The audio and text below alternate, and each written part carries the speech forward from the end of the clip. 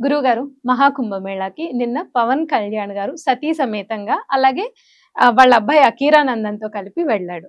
అయితే అక్కడేంటంటే ఆయన నదిలో స్నానం చేసేటప్పుడు చాలామంది ఆయన జంధ్యం వేసుకున్నారు.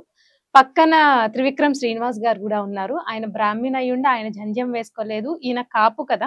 కాపు కులస్తులు కాపు, కమ్మ కొంతమంది కొన్ని కులాల వాళ్ళు జంధ్యాలు వేసుకోరు. ఈయన ఎందుకు వేసుకున్నారు అనేది ఇప్పుడు సోషల్ మీడియాలో చాలా వైరల్ టాపిక్ అన్నమాట దాని మీద. సో, దాని గురించి మీ స్పందన ఏంటో చెప్పండి మీ మాటల్లో. శ్రీ గురుభ్యో నమః. శ్రీ మహాగణాధిపతే నమః. శ్రీ మహాసరస్వత్యై నమః. హరి ఓం శ్రీమాత్రే నమః. ఇక్కడ మనకు 16 సంస్కారాలు ఉంటాయి. అది ఫస్ట్ మనం తెలుసుకోవాల్సిన విషయం. 16 సంస్కారాలు.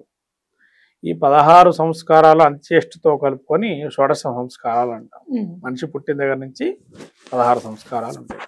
అవి ఏమిటి అంటే జాతకర్మ, నామకరణ, అన్నప్రాసన, తర్వాత కేశఖండన, చౌలము, మళ్ళీ మనకు ఆ తర్వాత ఉపనయనము, కొందరికి ఉపనయన సంస్కారం కొందరికి ఉంది, తర్వాత వివాహము, వీటిలో అంతర్భాగంగా పుంసావనము, సీమంతము, ఇవి కూడా అంతర్భాగంగా ఉండేటువంటి దానిలోనే ఉండేవి. అవి కూడా 16 సంస్కారాలు. అవి కూడా సంస్కారాలు.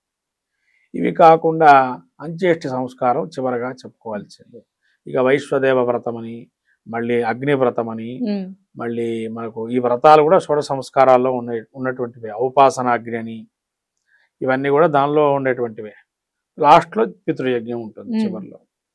అంటే ఇక్కడ మనం చూడవలసింది ఏంటంటే కమ్మ, కాపు అనేటువంటి వర్ణ భేదాలు ఏవైతే ఉన్నాయో మనకు సృష్టి మొదల్లో ఈ వర్ణ భేదాలు అనేవి ఎక్కడ ఎవరికి కనబడవు. ఎందుకంటే ఋషిక్రమం ఒక్కటే ఉంది అందరికి. ఋషిక్రమం అంటే ఒక మహర్షి చెప్పిన విధానంగా మనం పాటించుకుంటూ వెళ్తాం. మహర్షి రాసిన దాని ప్రకారంగా మనం వైదిక కార్యక్రమాలు చేసుకుంటూ వెళ్తాం. అదొక నియమం ఉంది. ఇక్కడ జంధ్యం మరి ఇతరస్తులకు వెయ్యొచ్చా అనే భావనకు వస్తే కొన్ని యాగాలు చేసేటప్పుడు తాత్కాలికంగా వేసుకునేటువంటి సంకల్పపూర్వకంగా కొన్ని చేసుకునే వాళ్ళు కొంతమంది ఉన్నారు. అంటే అప్పటికప్పుడు తాత్కాలికం అది. మరి అలా వేసుకోవచ్చా అంటే తాత్కాలికంగా ఇప్పుడు అలా చేయటం వల్ల ఏమిటి, మీరు కొన్ని వాటిల్లో చూడండి అంత్యేష్టి సంస్కారాలు ఏవైతే చేస్తుంటారో అప్పుడు వీళ్ళకు బట్టని సంస్కారంగా వేస్తుంటారు. కొంతమంది అప్పటికప్పుడు జంధ్య రూపంగా దొరకకపోతే జంధ్యానే అప్పటికి వేసేసేసి అక్కడ సంస్కారాలు శ్రాద్ధ కర్మలు చేయడానికి వాడతారు. దానికన్నా పూర్వం ఇంకొక విషయం తెలిసింది ఏంటంటే ప్రతి మనిషి ఇప్పుడు మనం శిశువు జన్మించంగానే ప్రతి ఒక్కరు కూడా భూత సంస్కారం చేయాలి. భూత అంటే మనము భోజనం ఎప్పుడు మనం శిశువుకి ఎప్పుడు పెడతాము, అన్నము 6వ నెల పెడతాం. అన్నప్రాసన అంటే 6వ నెల 6వ రోజున, కొంతమంది బేసి సంఖ్య సరి సంఖ్య అని అంటున్నారు, కానీ 6వ నెల 6వ రోజు అనేది అన్నప్రాసన చేయమన్నారు. ఈ అన్నప్రాసన సంస్కారంలో మనకు ఒక నవతంతు ధారణ అనేది ఉపనయన సంస్కారంలో ముందర చేసేవాళ్ళు కొంతమంది ఉన్నారు. కానీ అక్కడ ప్రతి ఒక్కరికి ధారణ ఉంది. అది అంటే తను అది వేసుకున్నప్పుడు మనం ఆహారం ఏదైతే తింటున్నామో అది శుద్ధి కావాలి అంటే గాయత్రి జపం శ్లోకపూర్వకంగా మిగతా వారికి చెప్పమని ఉంది ఆస్కారం. పురాణ ప్రకారంగా పురాణ ప్రవక్తంగా ఒకటి శ్లోకం చెప్పబడింది. వేదార్థ మంత్రంగా గాయత్రి మంత్రాన్ని ఉచ్చరించవచ్చు వేదం నడుచుకున్న వాళ్ళు. వేదం ఆ యొక్క పరంపర ఏది ఉంటే అది. మరి ఇక్కడ ఆయన ధారణ చేశారు అని చెప్పని అంటున్నారు. కాబట్టి అక్కడ మనకు చూడాల్సిన విషయం అంటే ప్రయాగరాజ్ అంటే తీర్థరాజము. ఈ తీర్థరాజంలో గనక మనం స్నానం చేస్తే ఉత్తమ గతులు పొందుతారని కానీ లేదా పుణ్యప్రదమని చెప్పబడింది. తీర్థరాజాల్లో ప్రయాగరాజుకున్న ప్రాముఖ్యం అటువంటిది.